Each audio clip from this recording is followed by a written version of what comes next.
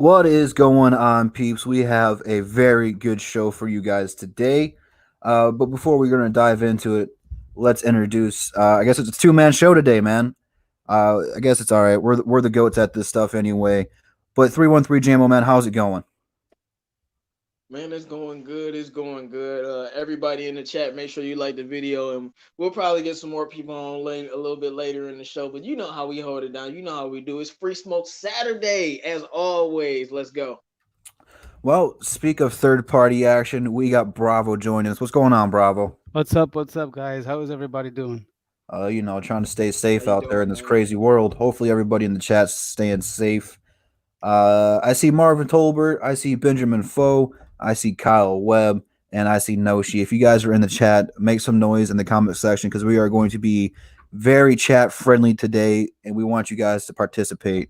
But we have a lot of stuff to be talking about today. So let's not delay this thing, fellas. Let's hop right into it.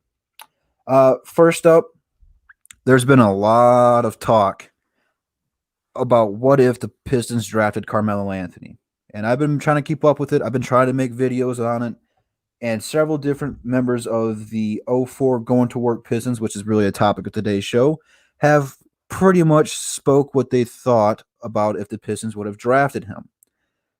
Ben Wallace went on and said, I don't think it would have worked. If we would have drafted him, he could have threw up chemistry and stuff like that. And then both Larry Brown and Chauncey Billups have come out in the last day or two and said that Sky would have been the limit for this team. They already went to what, 7 straight Eastern Conference Finals, 2 NBA Finals. They won one and lost one, and it took 7 games against the Spurs to lose that second one. But bravo, man. I'm gonna start off with you. What would have happened if the Pistons drafted Melo, and should they have even drafted Melo?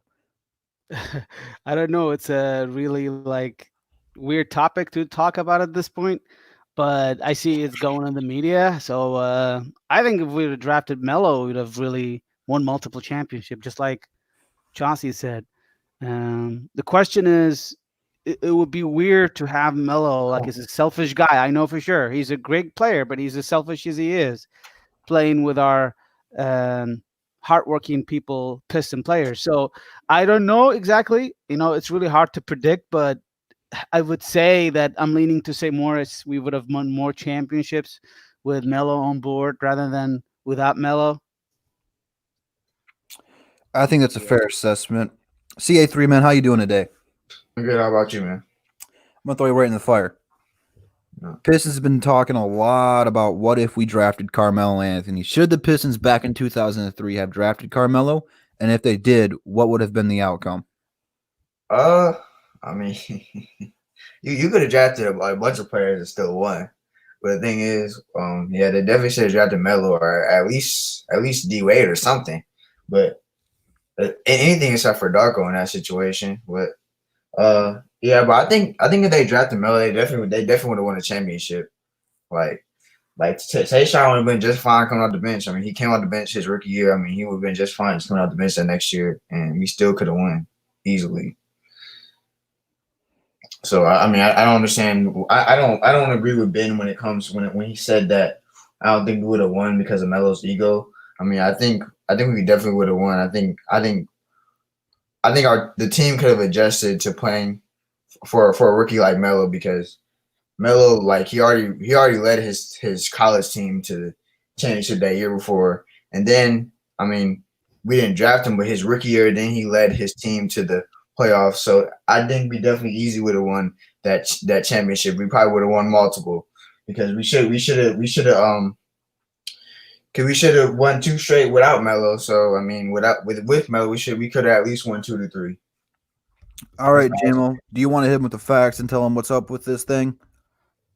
Man, you already know, man. I see Tony J in the chat, DMAP Zoom in the chat. I see Muhammad Al Madani in the chat, or however you pronounce that. I just butchered that for sure. I got Devin 99 in the chat. Make sure you guys like the video if you haven't already.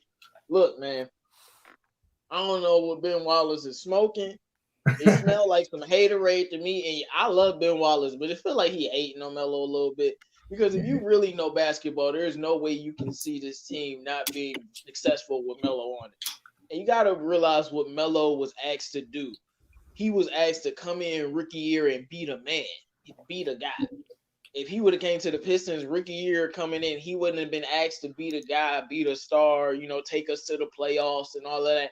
He wouldn't have been leading us like that. He wouldn't have been the leader on the team. It still would have been guys like Chauncey. The Rasheed trade still could have happened. You had other guys in that locker room that would have taught Melo how to put in effort on defense.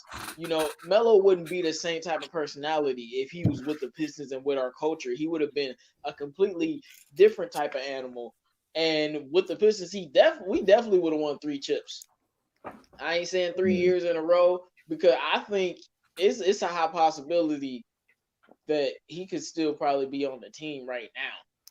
Like if he got drafted by the Pistons, it's a possibility. Considering the players we drafted and the dark years we went through, we would have had those dark years with Melo on the team, and we could have built around him and built a better. We definitely, with our management back then, would have built a better team around Melo, and he would have came in just like you said. He could have came off the bench or Tayshaun. It really doesn't matter. We definitely had a spot that could be filled at the small forward position for like years to come once everybody else gets older, man. We would have won 3 chips, man. Melo would have came here. We would have ran the East, and Carmelo and D Wade would have been laughing at LeBron because he wouldn't have had no rings. See, so until he jumped on D Wade's squad. So I'm just saying, man. I feel like Ben Wallace is hating a little bit. No offense, Ben, but I don't know what you're talking about. I think Chauncey and Larry Brown are correct. Multiple championships. Yeah, and I agree with that. But at the end of the day, we still got a ring. And I think that if we drafted Melo, the one thing that the 04 team really lacked was a guy that could just give the ball to and go get a bucket until they traded for Rasheed. Once they got Rasheed, he was able to go on the block and get what he wanted to down low. If you add Melo to that mix, oh my God, you would give someone the opportunity just to give. I was about to say, Rick Melo didn't go get a bucket, though. Yeah. I mean, dude, I was about to say, don't disrespect Rick. He Well, get a bucket, bro. He came off the screens, though. And you need someone to set screens. You give Melo the ball, he doesn't need screens. He's an ISO kind of player. That's not a knock on Rip. We just Chauncey could get you a bucket in clutch situations too. Yeah, but Chauncey's not a bucket. Yeah, I got you. Like Melo's a bucket, and I would say Rip is a bucket too, because that's all he did was get buckets. He didn't really. I'm not saying he didn't do nothing else, but his job was literally to score points, and he led us in scoring. So that's what he did. So, and I think with Melo coming here with that defensive mentality, where he might have been the guy right away. When he went to Denver, he was the guy. I believe he went to the playoffs his rookie year, and then they got Allen Iverson to kind of be his mentor. And then they started putting people like J.R. Smith over there. And he got Chauncey Billups a little bit later in his career where he already had that equal problem. Maybe as a rookie, Larry Brown's a very good coach. He's kind of hard on players. He demands a lot out of them. That year that Chauncey went to Denver, he was an MVP candidate. Yeah. But my whole point was he already had that ego thing. Coming here, they might have knocked it out of him. He might have been a team-friendly guy. Yeah. But what's going on, Jim? How you doing today? Hey, pretty good. Had some technical difficulties, but I'm here now. Well, it's better late than never, than I say. Yes. So I'm going to throw you right in the fire. There's been a lot of discussion about if the 04 Pistons should have drafted Carmelo Anthony and what have been the outcome. Ben Wallace said that he don't think they would have won any championships at all. And Chauncey Billups and Larry Brown have both said they would have won multiple. What is your take on that? I think they would have won more. The whole problem with those teams is they didn't have a lot of offense. They had great defense, but they didn't have a lot of offense. They weren't scoring many points a night, and he would have given them, oh my goodness. Even off the bench. I mean, even off the bench, just imagine that. Having Melo off the bench, holy cow. I honestly think we made a big mistake there, and I do believe we would have had more championships with him than without him. Here's my question. I want to spin on this. What's going on, Big Take? I see you in the chat. Is if we drafted Carmelo, okay, say we went on to one, we already would have won one. Say we won 2 or 3. Shaq still goes to Miami. Miami still becomes a really good team. When LeBron hits free agency before he goes to Miami, do you think that since him and Melo are friends that the Pistons would have had a shot at that time to get LeBron in there and form a different big three? J-Mo? I don't even know if it would have been big three. LeBron just would have came to the squad. And yes, I think we would have been on the table, but I think him and D Wade, I really don't know who he's closer to. It seems like it's D Wade because he's been his teammate, but if Melo had been his teammate this whole time, we probably would see something different with them. Same thing if he was Chris Paul's teammate. But I think it was definitely be on the table. If I was LeBron, I'm a free agent and I'm deciding to leave. I might want to go right to Detroit. At that time, some of our older players would be getting phased out, and he could have just came right in there, and it would have been over. Yeah, I agree. So it would have been over. Like, and Chauncey would have never left. Like, he would have been there. Man, it would have been. Oof. Don't even put that in my head, man. Like, I would start thinking crazy things. Be like, yeah, we would have been like the Spurs. We would have had 5 chips. Like. It's my job to play what if, man. We've never had a player like LeBron here, so if drafting Melo, who's on the Banana Boat crew, never have a player like LeBron. True, that's very true. Bravo, man. Do you think that we would have had a shot at LeBron if we would have drafted Carmelo? I don't think so, because if we would have had a shot at LeBron, why would LeBron go to New York initially with Melo? New York was a better place than a lot of places. I don't think that would have happened because knowing LeBron, he's probably not going to like Detroit. I don't think he loved Detroit by any means, and I'm not hating on LeBron, but I don't think he would have come here. However, I think we would have been able to trade Rip Hamilton for Kobe Bryant because Kobe would have come here. I think he would have been interested in playing with Melo. I don't know if that's possible, but there would have been a trade about possibly trading Rip Hamilton for Kobe Bryant at some point, but Kobe didn't want to come here. However, I think if we had Melo, he would have maybe changed his mind. I have no idea, really. Yeah, for those of you guys who don't know, we did agree to a deal for Kobe, but Kobe had a no trades clause. I believe it was something like Rip and Tayshaun and a first for Kobe, and the Lakers would have said yes, but Kobe said, no, I ain't going there. I'm staying here. Bravo, man, don't do that to me, man. That's just... Right, Bravo. Kobe is my favorite player in any sport, man. Like, don't make me even think about him being on the Pistons. Like, and for people who be like, they both ball hogs, it wouldn't have worked. You don't know Kobe mentality, bro. He would have made it work. Trust me. That's just the player that's the type of player that Kobe is. Right, like he would have made it work, and they would have won chips. It would have been a problem. Man, don't even play with me like that.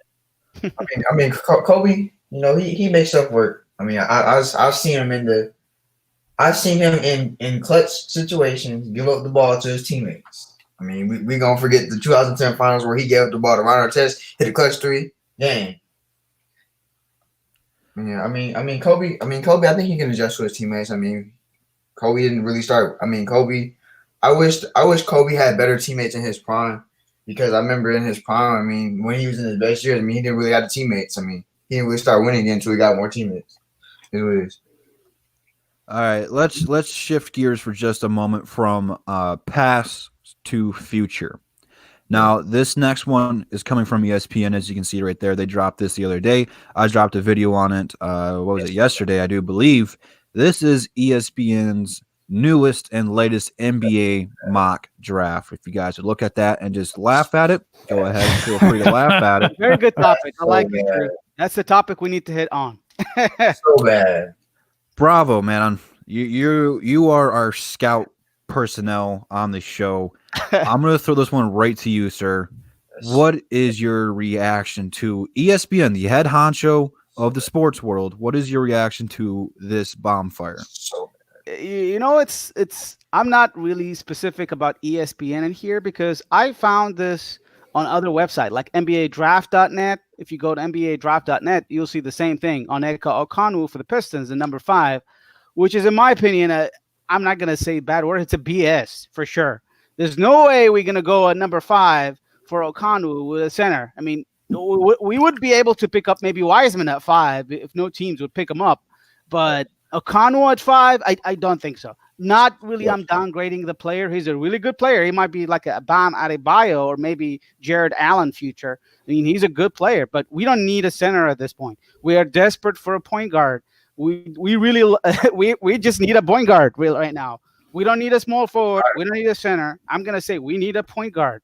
We haven't had a point guard for a while, and for the media to come on and comment on the Pistons going for a center at this point is just disappointing. I've seen some few websites us targeting James Wiseman, which I wouldn't mind if we get him at 5, but I think, in my opinion, this is BS because we definitely need a point guard, and I think our chance is not going to be a 5. Hopefully, we'll be in the top 3. I'm going to correct people in here. We should be hopefully climbing up. Detroit has been going so bad in the past few years. We haven't got a good draft pick since Darko Milicic. We fucked it up that time. We need something good, really. We desperately need. A lot of people are dying in Detroit. They need to save us from the coronavirus by giving us a good draft pick this year. Well, for the people who aren't familiar with Okongwu, how you pronounce his name, I'm going to butcher it every time. Bravo, tell us a little bit about him. What does he bring to the table? Oh yeah. So Okongwu, he's a 6'10" center. He is a similar player to Bam Adebayo or Jared Allen. He is a shot blocker. He's a good defensive player. As far as I know, if you compare, I did a quick comparison on Tankathon on comparing Onyeka Okongwu in his draft time versus Andre Drummond in draft time versus Joel Embiid. And I did also comparison with James Wiseman. Actually, James Wiseman has the highest blocks in terms of all of those players. And I think Okongwu came in second in defensive efficiency. So this guy is supposed to be a really defensive anchor of many teams. And I think he is a really good prospect. A lot of people are sleeping on him. I'm not really downgrading the player. He is probably one of the best centers, if the second best center after James Wiseman. He is a tough guy. He lobs. He is mostly in the post, so I don't think he has a good shot. He shots very well from the three-point line, from the free throws. Sorry, he shots about 75% in the league from free throws. He is not a three-point maker. He can't shoot the three. He cannot shoot the mid-range jumper, at least to a mild degree, maybe. He's a good blocker, like I mentioned. I don't know if the Pistons should go for him because. Unless we end up like a number 9 pick by any chance, if the lottery doesn't really help us at all, if we become very unlucky in the draft, maybe we would pick up this guy over guys like Danny Avdija or maybe Precious Achiuwa. So that's the only situation I can see the Pistons going for him. I guess this is my quick analysis on Onyeka Okongwu. He's a really good prospect, but he is not for the Pistons. CA3 Sports Talk. Sir, what is your whole take on this ESPN mock draft? It's bad. Like, I don't know why Killian Hayes is that low. I just don't. It's just bad. But yeah, but like Bravo said, the Pistons really need a point guard. We haven't had a point guard in centuries since we were at a peak. Since we were last a contender, we haven't had a point guard. I mean, we need a point guard. I'm tired of centers. We don't need a center. We already got rid of the center. We don't need another center. I mean, we really need a point guard. We need a point guard for years. We should get a point guard. I mean, but it's a no-brainer. And I mean, we don't need another guy like that. I mean, he doesn't really stretch the floor. I mean, if we were getting a center, I think we should get a guy who can stretch the floor, not simply just a rim protector. But yeah, I mean, I really don't understand that mock draft. I mean, for what Bob said, he sounds like a solid prospect, but he's not a prospect that the Pistons need. I mean, we really need a point guard. I mean, that's really all I need to say. Senior Jim, I want to get your take on this one because I know we're not all big fans of mock drafts because it's a what-if game. But what are your thoughts on ESPN coming out with this? Well, the one thing I see is I want us to be number 1, not number 5. Yeah. But no. I don't want this to happen. We need a point guard. I am in total agreement. We really need a point guard on this team. We've needed one for a long time. We need a franchise point guard. Yeah. You know what I mean? We need somebody that's gonna be like, gosh, I can't even say it. Isaiah Thomas. You know, I mean, I'm just looking at somebody like that could take this team and turn this team around. That would certainly be nice to get Yeah. I almost said quarterback, a point guard of that caliber. But my Yeah. whole thing with this is I'm looking at it, and even just for the Pistons, like look at Cleveland taking Wiseman right now. It doesn't make any sense for them Not with Drummond. because they're Drummond's going to opt in. He's really strongly hinted at that. If he doesn't, then okay, maybe it makes sense. But you're going to have Wiseman, Drummond, and Tristan Thompson all on the same team. It's going to be like the New York Knicks moving in with their power forwards. This is going to be Cleveland and their centers. It doesn't make a whole lot of sense to me. I think that Cleveland can move that pick and move down and trade away one of their guards and really improve there. And I think that if this is the case for the Pistons, I think we can move down because I know a lot of us fans have watched a lot of film on 3 specific players, and that's LaMelo Ball, Obi Toppin, and Killian Hayes. And if Obi and Killian Hayes are falling to 7 and 10, somewhere in that ballpark, then I think we can go ahead and move down. I don't think that if LaMelo's off the board, that we'll stay there. And if we do, I think we're taking Obi or Killian Hayes. I don't think we're drafting a center. I think we like playing Christian Wood at the 5. We're going to have Blake Griffin back next year unless we trade him. So to have Blake Griffin and Christian Wood in at the 4 and the 5, that's a whole lot of scoring from big men. And, like Bravo said, this guy is a great defender. But, I mean, you're still got Thonmaker on the team. And rather if we like him or not, Dwayne Casey does. We might bring back Henson, which he's a solid rim protector, not bad for a backup. I really think that this whole offseason needs to be centered around, no pun intended, 2 positions, and that's point guards and small forwards. I like Tony Snell, not knocking the guy, but if that's really the best small forward you have on the team, you're not going to get a whole lot of production out of him. And I think that we might start messing around with Sekou in the offseason to really get him more comfortable being at the small forward.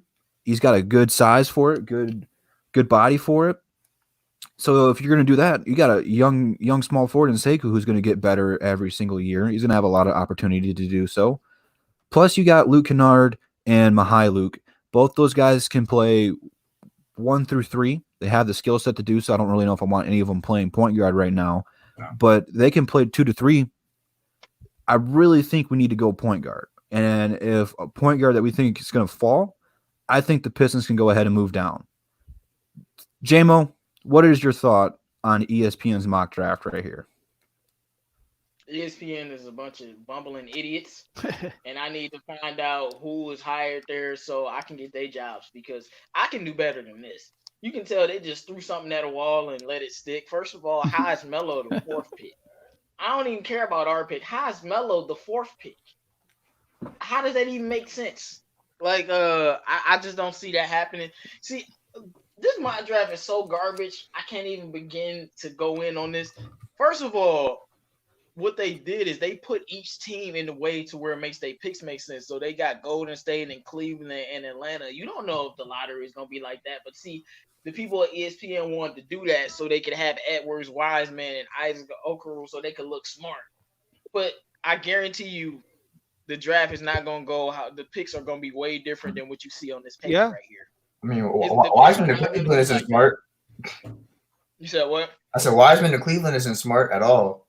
Exactly. They got Andre Drummond and Tristan Thompson still. How does that make sense? Like, how does that make any logical sense at all? And, and then, all right, now to the Pistons pick. Oh, my gosh.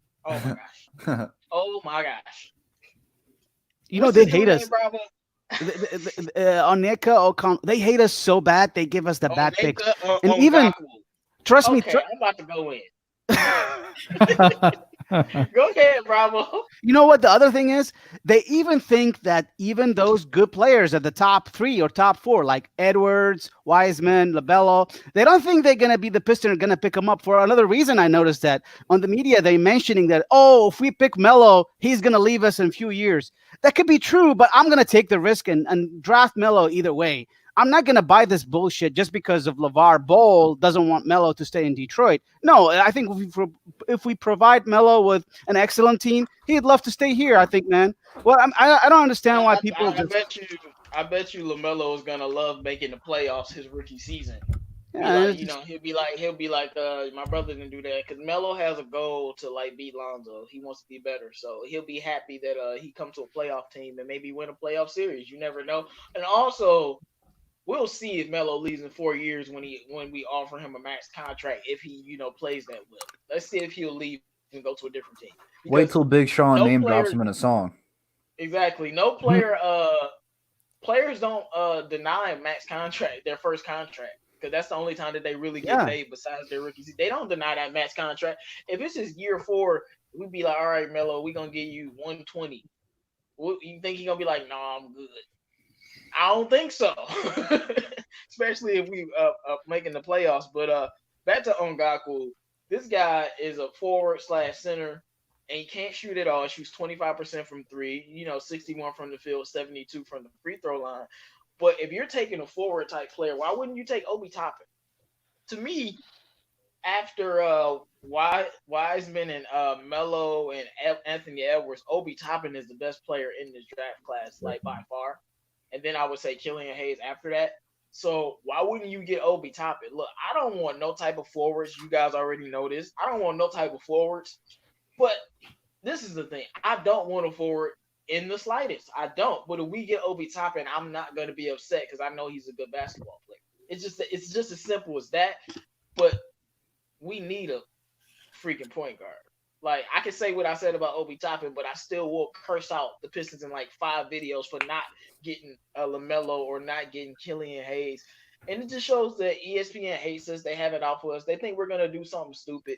Taking Ngakwu will be something stupid. I mean, I would even take Precious or Tyrese Halliburton before him. I don't need a forward. We drafted a forward last year, 6'9" Sekou. And he's not Sekou. He's not. Is Sekou better than him? That's just my opinion. But on the topic of Sekou there, JMO. Outside, Yeah.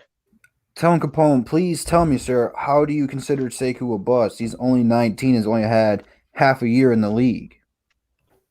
I'm not opposed to drafting Obi, but you don't trade away young talent. Learn from this team's mistakes. The Pistons is like the only team that don't keep a player for more than 4 years. Yeah, it's just Sekou played like 30, 40 games, and he's the youngest player in the NBA. Come on, man. You know what I noticed? Give him a lot of time. You know what I noticed about the Piston fans? They're really bad. They start trashing their players after the first year, even after the end of the first year. What's the difference between the Piston fans and the Knicks fans? I feel like we're almost the same. We're in the same boat. Knicks fans are so bad they trash their players in the second year. We gotta be reasonable with our players. We can't just trash them at the end of the first year. Sekou is one of the best players I think we drafted in the past century, in my opinion. I mean, I think he's in the boat of close to Andre Drummond in the next few years. People, I can't believe they're still trashing him, and even he's really that 19-year-old. I mean, wait on him until 3 more years before you trash him completely. Stop doing this. Athleticism, dog. Like, people want to bring up Stanley, but Stanley not athletic like him. You can't teach. You can't teach what he has. But I'm not about to even get no Sekou talk. But it's Free Smoke Saturday, so keep coming with it. Because a lot of fans, they disagree, but it seems like if our first round draft pick isn't a superstar in their first year, the Pistons fans want to get rid of it. That's what it seems like. Unit 2 said don't compare us to the Knicks. That's really low. That is really low. That's true. Y'all ain't acting so different, though. I'm telling you, some fans are just bad. They compare us. We're just like the Knicks. What the hell? We can't just trade trash our players. And one more thing about Obi Toppin. I'm not going to talk bad about him, but the guy is 22 years old. You give him, if you draft him to the Piston, then he'll be 23 next year. Why are we drafting a 23 or a 24 in the next couple of years before even reaching? We're drafting a guy at the close to his ceiling in the first few years. Why do we do this? You draft a guy who is a younger guy, closer to Sekou and closer to our younger players. I mean, I can see the Golden State Warriors drafting Obi because he's close to their players' age. But Obi Toppin does not match our player's age. I'm sorry about that. I like him as a player. I wouldn't mind him, but I don't think he's a good pick for us. We need to go with a guy younger than his age. But Killian Hayes is the guy that I'm trying to get. If I can't get LaMelo, I want Killian Hayes. Yes. Originally, I thought he might need some time in the G League, but I'm changing my opinions on that. I think he might actually be ready day one. He's a very very smooth basketball player, but he got to learn how to go to his right because he goes to his left for a lot. But the thing with ESPN and this draft, none of it makes sense. Like it just doesn't make sense in all honesty, and ESPN is trash. So while we're on the draft, they had Wiseman going at 2. If Cleveland's there, I don't think they'll take him. If he's there around our time, is that something that the Pistons need to consider? Is even though it's probably not the way most fans want to go. I know a lot of you guys do like Wiseman. You've been telling me in the comments almost every video that we were going to draft him. Fellas, man, what's your thoughts if Wiseman's available whenever we are on the clock? Do you think the Pistons should go ahead and, even though we just moved on from Andre, go ahead and try to get that next center? CA3, I'll start with you. I'm sorry, but we need a point guard, man. I like Wiseman, but we need a point guard so bad. I'm tired of not having a point guard on this team. We've been without a point guard for years now. We just need a point guard badly. And I hate that we had to pass up on Wiseman just to get a point guard, but sometimes you gotta take risks in order to get better. So, I mean, yeah, I would have to say we still gotta get a point guard, even though Wiseman's on the board. I'm sorry. No, but Carl, his question is, what if you are at number 5, basically, and you have no other point guard left? I mean, another point guard left? Oh, yeah, I'm taking Wiseman at number 5, yeah. I mean, if there's no other point guard. There'll be a point guard left. Cole Anthony will be on the board still. I don't. Cole Anthony. I'd rather take Wiseman on Cole Anthony. I'm sorry. Yeah, but I mean, if we're at like number 5 and Wiseman's on the board, I'll take him. That's a no-brainer. Jim, man, if we're sitting there at 5 or so, LaMelo is off the board. If another center like Wiseman is available, even though we just got rid of Andre Drummond, do you think the Pistons, at the very least, need to consider taking this guy? I think they consider it, but I think I would trade down. Just my opinion. For everything we just got rid of in Andre Drummond, I think Wiseman has the potential to be better, but I don't know if we win like that, though. I don't know if we win in this NBA like that. I don't know. Can he stretch the floor? Yeah, he can. Can he? I haven't watched. Has he got a 3? Yeah. Wiseman can do everything. Yeah, Wiseman can do everything, really. Then that's different than Drummond. He doesn't really have a game quite yet, but he can develop. Hold on. Every center translates different into the NBA, but Wiseman is one of those unicorns that can do everything. I mean, he can dribble a little, he can shoot, he can score on the inside, he can rebound, he can play defense. Yeah. He can do it all. He's a very talented center. But if you needed more context. Yeah. I mean, he doesn't have a 3-game quite yet, but he can develop that. Well, Bravo, you're our scout, man. What do you think the Pistons should do if Wiseman's on the board? Here's what I look at it. If James Wiseman, currently, he is a top 3 candidate player. He is a top 3 player in this draft for sure. You cannot deny James Wiseman's capacity and potential.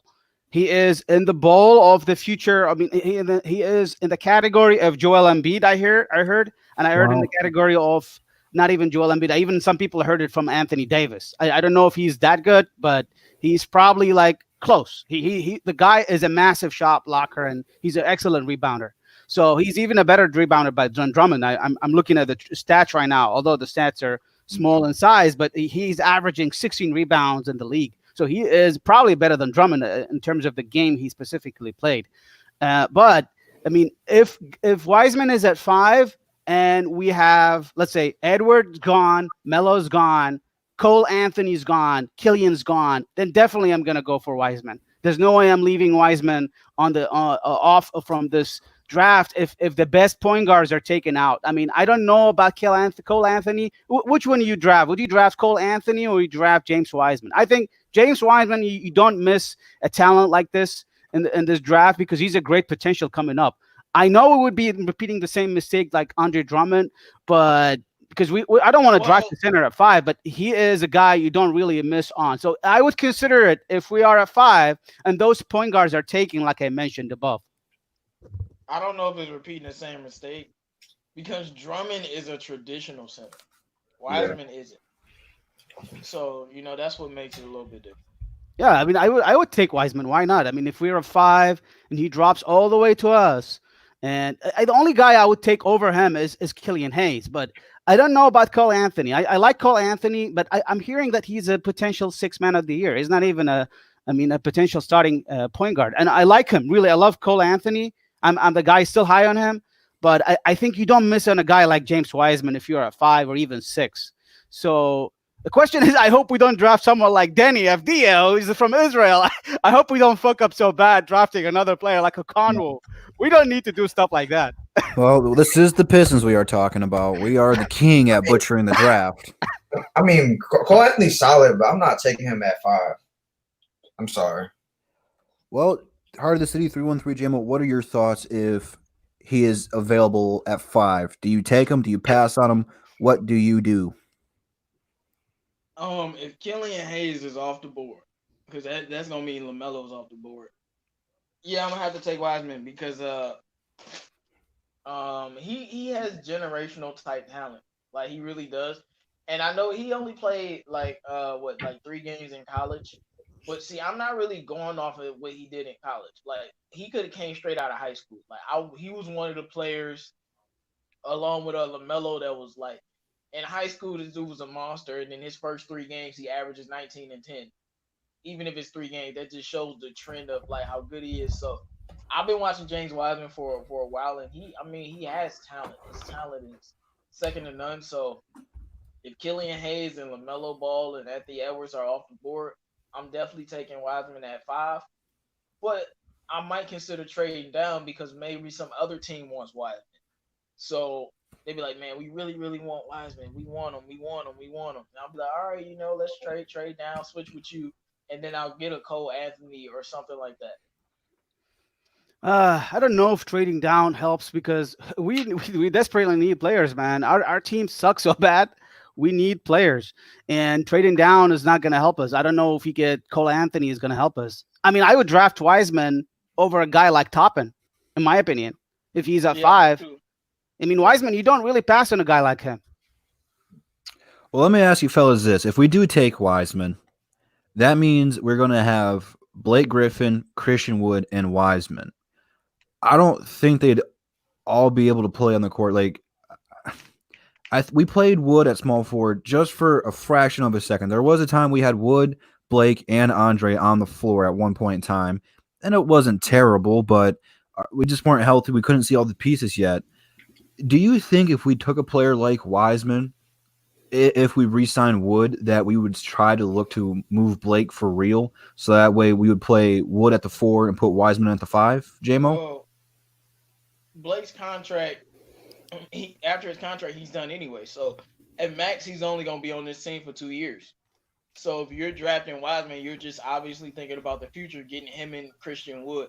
You can still have Blake on the team to teach them what they need to learn, and then he'll move on. We'll trade him after this season, hopefully after he gets healthy and balls out again, or next season and let him walk. Sadly, I don't like that, but people might not want to trade for a 33, 34 because he'll be like 34 at that time, maybe 33 at that time. So I think you shouldn't even care about Blake. This draft is about the future. I know we definitely can make the playoffs next year if we're a healthy basketball team, but Blake isn't in the future based on how his contract is and how much it's worth. So he got 2 years left. So I'm just thinking you get Wiseman, and then when the Blake time to go, you get rid of Blake and you re-sign Christian Wood because they're all young players and building blocks, and that way you can move on. And they might get some playoff experience too because Blake is there. Hey, Jim, are you there, sir? Oh, yeah. Yeah. If the Pistons went ahead and drafted a center with a level and the ceiling of a Wiseman, do you think if Christian Wood resigned, the Pistons would look to trade Blake or keep Blake until his contract ran out? Right now, I think they would keep him. It depends on what the salary cap implications are trading him next year or in the offseason. I could see them trading him if he's healthy and another team might want him. But I think he adds a lot to the team in terms of leadership and in terms of teaching the young guys. So I'm almost in favor of keeping him. Yeah, just I don't want to trade him. I'll tell you that contract. much. You see, Jim just like letting him play out the contract. I think. Yeah. I don't think CC is really a problem, and it's not like his trade value is that high. So if you trade him, you're probably gonna get an Andre Drummond level package. You might as well let him play out the contract and then move on. Like simple as that. Let him go somewhere else. Yeah. CA3, how do you feel about that? If we drafted someone like Wiseman, I don't see how you could keep all those fellows on the floor at one time. Maybe they put Wiseman to the bench. I don't know. But do you think if we went that way, that the Pistons would at least look to move on from Blake Griffin? I mean, you could try to look. I mean, see what you can do with him, but I mean, I wouldn't want to trade him. And also, I mean, I don't know how you could trade him because it's really. I mean, I don't see how a team could really want him. And like you said, if a team wanted him, I don't see how we would get that much value from him. So I mean, I would want to keep Blake. Just write out his contract. I mean, because I don't think we could trade him and get anything really out of it. So I mean, I think it would be best to keep Blake and give, and Blake can maybe mentor Wiseman for a couple of years, and then Wiseman could have an increase, could be in a good position for an increased role when he leaves. To say that. Well, what's going on, Michael Mike? I see you in the chat, man, fellow DSA member. If you guys are ready for the NFL draft, you're going to want to go subscribe to all the DSA members. I believe Luke G's hosting round 1. Michael Mike's got round 2. And then, Jim, you're doing round 3 and 4? Yeah, I'm doing day 3. So if you're ready for the NFL draft, you're definitely going to want to go in the description and follow all the DSA members because we got you covered there. And we've been talking about the draft here. Whenever the NBA gives a date for the draft, we are going live for that as well. It's the same night though, so I don't know if we're gonna do it on the same channel or not. We'll have to wait to see what date they want to do that. But DSA has got you covered for draft days. You already know this. Bravo, man. If we went after a player like Wiseman in the draft, what kind of a message does that send to Blake Griffin? Is that something we're going to move on from? Do we keep him? What do you think about that? Here's what the message for you guys from the Detroit Pistons leadership. I'm telling you, this is our leadership, what we're thinking already. Yeah. Blake Griffin should be gone. It's just a matter of when this is going to happen. Either it's next year or the following year. We're not going to keep Blake for long term. He is only on contract next year and the following week. The following year is a optional year for Blake. So if he takes the contract, that's fine. If he doesn't, he gets out of Detroit. So we are definitely not going to stick around with Blake Griffin for a while. There's only a couple of years left on his contract. So definitely, I mean, I think getting Wiseman here with Christian Wood and Blake Griffin is nothing right now. It's just still a good thing, and it's a good thing to have because Detroit Pistons need a star player desperately. Right now, we don't have good solid players at this point. If we don't have a star player, this team is not going to jump up in the standing. So we can't just miss on a guy like Wiseman. And I think having Wiseman with Blake Griffin is a good start. I mean, because Griffin is not going to be here for long term. And I think he'll be traded in the next year or the following year. You'll see that. It's just a matter of when this is going to happen. What's a matter of the best trade scenario? We might just dump his contract, just like we did with Andre Drummond. You'll see that. I'm telling you, because we are going on the rebuild mode. And I don't see us sticking around with Blake and trying to make a playoff in the next. We could. I don't see us happening though. Well, you said the magic word there. You said playoffs. Now Detroit has a very weird off season ahead of them because I don't think they're too far away from making the playoffs. Look at the East this year. Playoffs. We don't know what's going to happen with that right now in the world we're living in. But as of right now, both the Brooklyn Nets and the Orlando Magic are the 7th and the 8th seed. And they are a few games below 500, and that's an understatement. Fellas, man, the Pistons can go out and get one person, and it puts them in playoff contention. But what are some moves or who are some players that they need to re-sign, let walk, trade for, draft in order for this team to once again go back to the playoffs? CA3, I'll start with you. I mean, we really wouldn't have to do that much to make, like, if you're talking about just making the playoffs, we wouldn't have to do that much. I mean, if we just get one good player from the draft and he plays well in his rookie year, I think we would make the playoffs, because if you look at the teams in the East, they're really, the bottom of the East is really bad. Like, if it wasn't for the injuries this year, I think we would have definitely made the playoffs this year, quite frankly. Well, I feel like we need for us to make the playoffs, we need to get a point guard, and we need more depth at the small forward, because I think we're really weak at the small forward as of right now. And I mean, I think we can make the playoffs this year still if we draft right.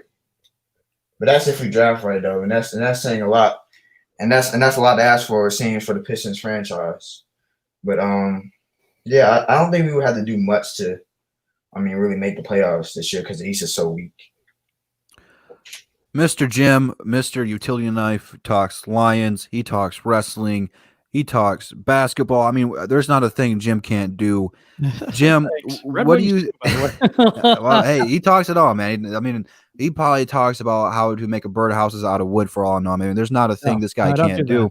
Well, I I learn something new about you every time we talk. But to the question, Jim, what do you think the Pistons need to do this offseason in order to once again go back to being a playoff team? Now, is this realistic or what I want? Yes. What you want, man? What I want. LaMelo Ball, Anthony Davis. Okay. That is title contention. Absolutely.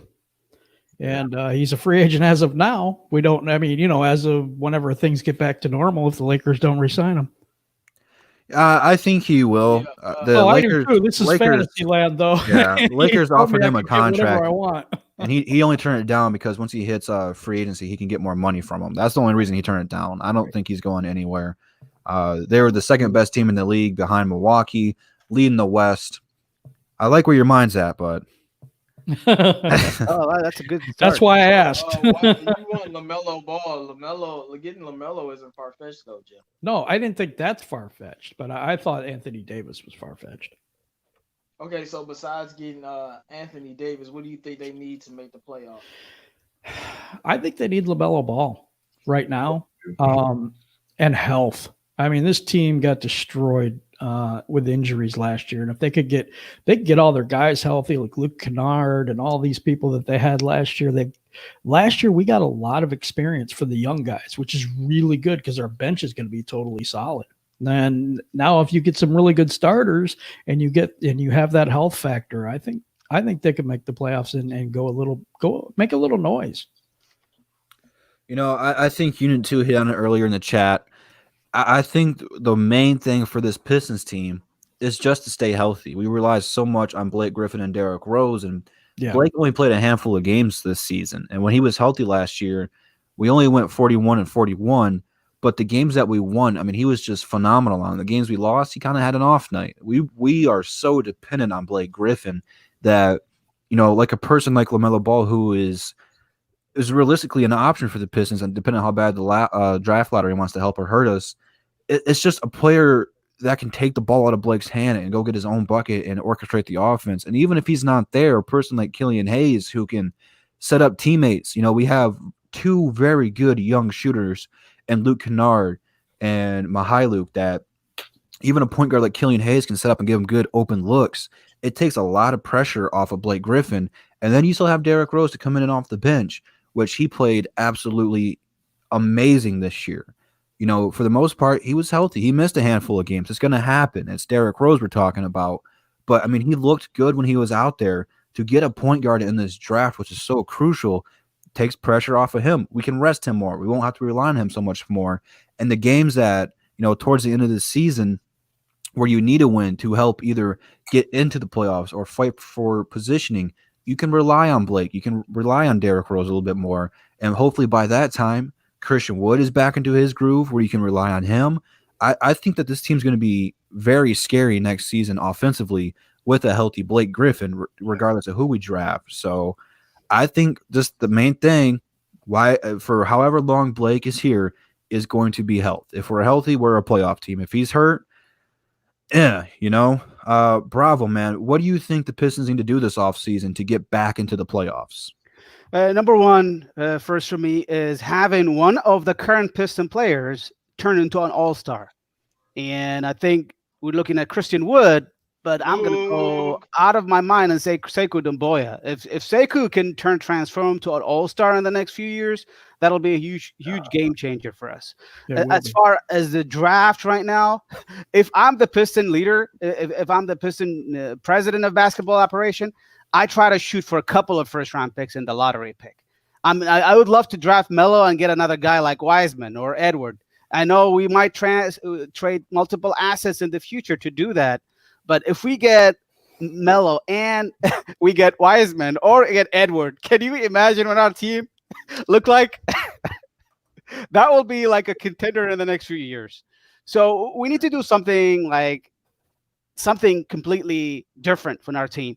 I mean, we have to depend on multiple factors. It's not just having an all-star from the draft. It's not like, one more thing is, one more thing also, I know to talk about it, because if you see all these teams, Atlanta hit very nice on Trae Young.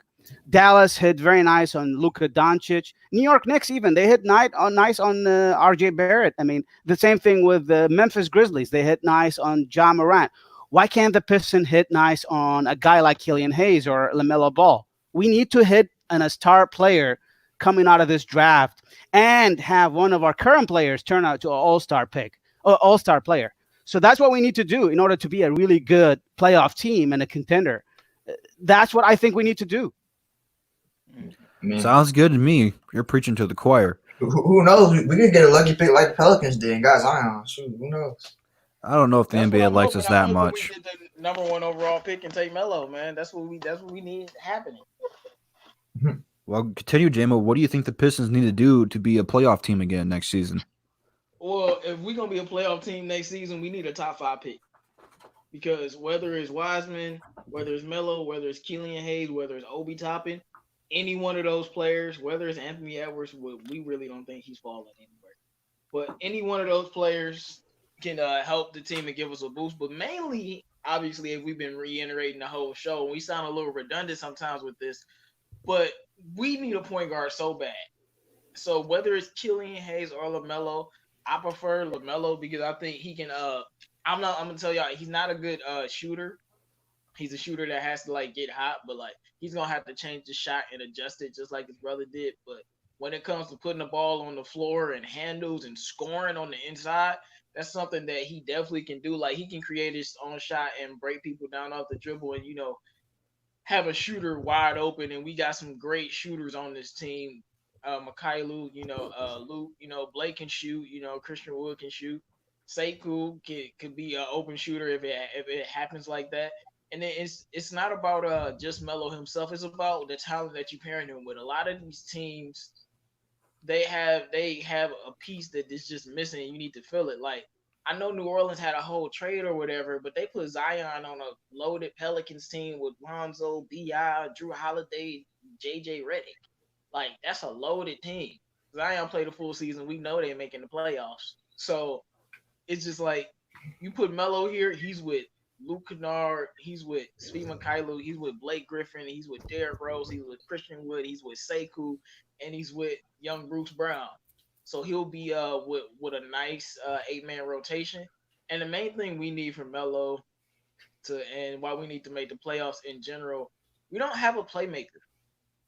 Derrick Rose can make plays, Blake Griffin can make plays, but we don't have a playmaker from the guard position. Somebody who can create for others, somebody who can open up passing lanes and see the floor, somebody that can get other people shots. And that's why we really need Killian Hayes or LaMelo. Once you add those players, first thing you do is re-sign Christian Wood, because a lot of teams are gonna come after him like crazy. New York Knicks fans talking about they gonna offer him $120 million. I'm like, y'all do that, I don't know what we gonna do, because y'all gonna have him. But we gotta re-sign Christian Wood. Once we re-sign Christian Wood, we gotta re-sign Luke Kennard. And then after that, you need to go find some guys to fill in that small forward position that CA3 was alluding to earlier to bolster that small forward position. And once you do that, we will be a playoff team. But as you guys said, man, it's health. It's a sad thing that is the same with the Lions and the Pistons, but it's health. We need to be healthy. I'm telling you, our team is healthy. They are a problem. And everybody in the chat, if you haven't liked the video, make sure you guys like that video, man. We got to get some more likes in the building, man.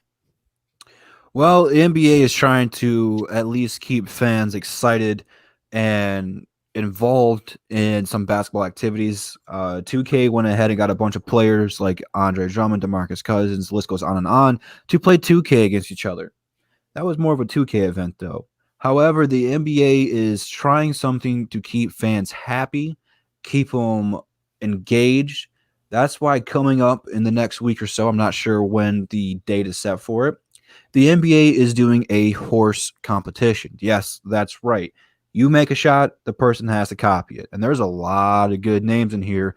One of them is Mr. Big Shot, Chauncey Billups. So, Pistons fans, if you think you're not going to want to watch this, you're dead wrong.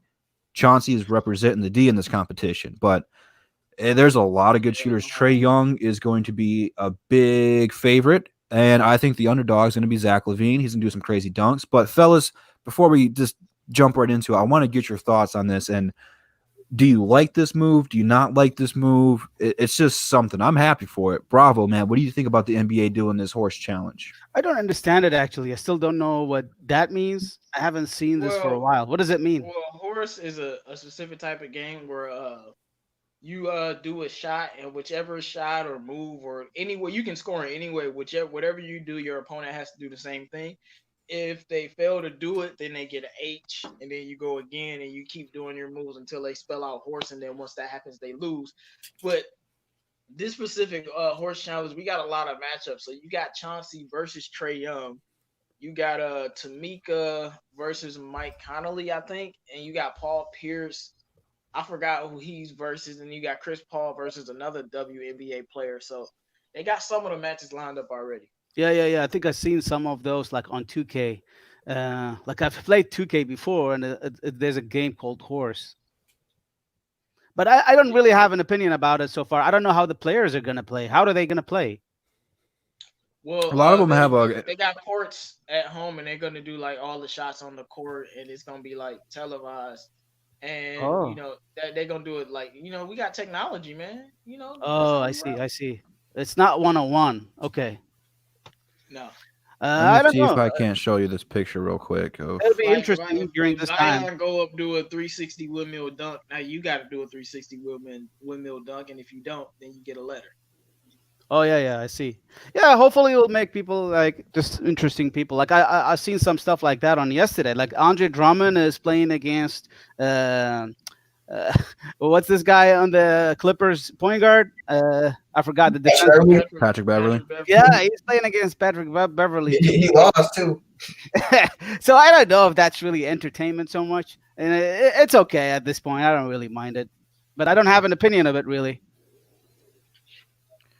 CA3, man, what are your thoughts on the NBA trying to do some different stuff here and incorporate this horse tournament so that way we have something to watch basketball related? I mean, I really don't know what to expect with this competition. You know, I hope it's actually entertaining. I mean, the 2K tournament was kind of a disappointment because, I mean, it's not as entertaining as I thought it was going to be. Like, I mean, it's like pre-recorded and it's just it was a little boring, and also the players were trash too. But I expect this horse competition to be a little more entertaining. I mean, I just want something else to watch because there's really nothing to watch at this point. So I'll take anything at this point, you know, and hopefully these players can put on a show. Jim, man, I love playing horse against my friends and just random people at the park or the rec center. What are your thoughts on the NBA trying to accomplish this goal right here? I love it. I'm not with everybody else here, man. I used to play horse myself, so I totally understand the concept. I haven't got to see it. I didn't know what was going on. So, I mean, I've lost all my sports right now. My Lions stuff, you know, is still going on a little bit, but we don't have any sports to actually watch. And to be able to watch some type of competition between players, I love it. I love it. What the heck, you know? I want to see. I want to see it, and I want to see more of it. You got any favorite for the tournament? I don't even know what the tournament is. I've just heard of this like just now. No, I was about to say, it's like Chauncey Billups, Trey Young, Paul Pierce. We got Tamika, WNBA player. She's pretty good. Yeah, I have no Zach idea. LaVine is in there too. So Chris Gotta try to Paul is in look there this too. up. Yeah, I'm sorry. I didn't know what was going on. I'm just being totally honest with you guys. I had no idea they were doing that. I mean, they're trying, man. I mean, with this horse tournament, they're just trying to do something. And I'm with you though, Jim. It's better than nothing. Like, would you rather Right, not watch exactly. nothing at all? If you want to watch it just so you can talk about how bad it was, at least you get to watch it and talk about how bad it was. You see what I'm saying? Like, it's something to watch. And I'm very interested in this and to seeing who's gonna win it. I'm just interested in seeing, NBA players play horse. Like, regular people playing horse is not the same as NBA players playing horse. You got Zach LaVine. I mean, he probably gonna put on every dunk contest dunk he got. Now And is then he's gonna this be like, yeah, let's see you do that. So, yeah. is this what did this already start? Because I don't see I thought it anything. I haven't was started yet today now. or tomorrow. It's today or tomorrow. Okay, So when, girl? it looks when, like Carl? Sunday, April 12th. Yeah, so tomorrow. Okay, it's at 7 to 9 on ESPN. Sweet. I'm actually looking forward to that. I'm gonna watch it. Right, I might have exactly. to That's what I'm saying. might have to live stream it if I'm not doing anything tomorrow. So I have a show tomorrow night. it's gonna be fun. forgot I'm about looking that. forward to it, man. JMO, man, you like the idea of it though? Yeah, because it's the only game they can actually play. Unless they you got- want to play around the world, you can't really. It's the only game because if players can be near each other, what is one game that you can play even if it's virtually? It's horse. Can't play one-on-one. I mean, you can try a 3-point shooting contest, but that's lame. Make it something interesting, something fun. And all I'm gonna say is don't sleep on these WNBA players, man. They gonna be busting some ass, bro. I'm telling you. It's Trey Young versus Chauncey Billups. That looks cool as hell to me.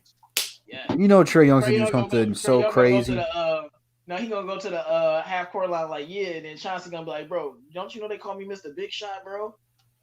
I do this. Chauncey's I getting do up there though, man. He's getting pretty old. But you can Paul always- Pierce already talking trash. You can always We all know Paul Man, Pierce is gonna man. lose though. not Jason Tatum. Zach LaVine, I need you to do one dunk so Paul Pierce loses. Well, Yeah. Unit 2 in the chat said they're not allowed to dunk. That's what he said he Okay. heard. He can't Oh, confirm or deny man. that. You know, They see probably how not much we're allowed to talking do. about it right now? That's how interesting it is to us. You know what I mean? Everybody's talking and throwing out ideas and who's too old and who's this. So, we're already kind of enamored with it. I You know, mean, that's the name of the game. You can't dunk if you have WNBA players in there. You can't dunk, bro. That's not fair. Hey man, some of them WM player, just like Brittany Griner, though, she a monster. Yeah. She a monster, dog. You don't want to see her on the court, at all. But I think it's a good idea though. And like people who like don't like this idea, what else do you want them to do? Like, what else can they do? Like, I don't see like if you want to have a negative connotation on this, like what else can they do? There's nothing. There's no other way they can hold any type of competitive basketball right now. This is the only thing they can do, so they're doing it. And I'm gonna watch it, if I have a chance. If not, I'll watch the highlights and I'm gonna enjoy it. I think the only other thing you can do is not really a whole lot of competition. You could go to someone's house and see what kind of routines they do, what kind of like pregame and postgame routines that they do, what they do in the weight room when they're alone in the gym. What do they like to do there? I mean, that's really the only thing you can do and kind of make a documentary out of it. But for competition wise, this is about as much as you can do. So I'm going to watch it. I'm going to tip my hat to the NBA and to these players for at least trying to do something in this weird time. We've never experienced anything like this before. So for them to try to give us some kind of entertainment, I'm tipping my hat to them, and I'm grateful and appreciative of it. So I'm definitely going to watch it. If I'm going live to it, I can't say I will or I won't because I don't know what I'm going to be doing. But let's go ahead and transition to the main event, and then after the main event, we're going to switch over to the fellas in the comments. Now, this is the part where we are going to need a lot of you to participate in, because quite frankly, there is no right or wrong answers. This is strictly opinion based, and we're trying to back it up with our facts. But for right now, this is the battle of champions. The bad boys versus the going to work Pistons. The back to back versus the almost back to back. Both these teams are very different and very similar. Both these teams are the only teams in NBA history to win a championship without a regular season MVP. Both of these teams have a lot of misfits, a lot of people who didn't fit in different teams and came to this team, played as a unit, and eventually became the best team in the league. Both of them fought some of the best teams in NBA history. The Bad Boys versus Bird, and the Celtics versus Magic and the Showtime Lakers versus Scottie and Jordan and the Chicago Bulls. The 04 Pistons fought the Spurs. Didn't come up good in that one. The Miami Heat with Dwayne Wade and Shaq, a young LeBron James, and most importantly, went on to defeat Kobe Bryant and Shaq in the 2004 NBA Finals. Fellas, man, there is a lot of ways we can go with this one. But first, I want to know, before we talk about which team is better, which team is your favorite? Bravo, out of the Bad Boys and the 04 Pistons, which one of these teams were your favorite to root for? So speaking of my time, I'm gonna root for my time. So the 2004 Detroit Pistons. I like the players. The team was very deep, and I think that could be a reason why we could beat the older team with Isaiah Thomas, just because of the fact we had a deeper team that era. The other team was deep too. What are you talking about? What's up? That's like the Bad Boys were deep too, very deep. That's true, but I think the Chauncey Billups, like the whole team with the Chauncey and like 2004 was like a really deep team. I heard that is like Tony McDyess, Murray. We got like a lot of good players that can come up off the bench and can beat any team just with their bench players, and they can play at least 10 players in that team. I don't know much about that previous team. I know like pretty much few players I know, so I can't speak much about that era. I probably inclined to say that the 2004 is a better team. But if you ask me which one you like, I also like the 2004 more. But if you ask me which player you like the most out of those eras, I'd like to say Isaiah Thomas is the best player of all those players. That's just my opinion. Well, hey, there's no right or wrong answer. But for Hold the on, Bad hold on. Boys, they had two offensive juggernauts and the microwave and Buddha Edwards, who'd come in off the bench and just come in and get buckets. Go ahead, JMO. What you got? Exactly. No, I was gonna say, man, Bravo was not born. He said he wasn't born yet. I'm pretty sure Bravo was born yet, but he might not have been paying attention. He's a newer Pistons fan, man. Yeah. I just had to let him know. He definitely was born, my G. Well, you don't gotta call him old like that. Come on, JMO. Yeah, but no, he was calling him young, like he was some child or something like that. I didn't start watching basketball until like the 2000s, early 2000s. So I don't know much about the previous era. I only know Isaiah Thomas. Well, he is the king of Pistons, the greatest Piston of all time. So, Keep JMO, going, man. JMO. Keep JMO, going, who is your favorite team to root for out of these two fellas? Well, the 04 Pistons, because Richard Hamilton is like my third favorite player ever. So he's just like, yeah. Like I'll just leave it at that. I mean, I love Isaiah Thomas a lot. Like actually I've like watched his like old tapes of him. I can't tell you how much I like Isaiah Thomas, but Rip, man, I'm just such a big fan of Rip Hamilton. And I just like watching that team. And the thing about the 04 Pistons that makes them different from the Bad Boys is 04 Pistons is literally the greatest defensive team of all time.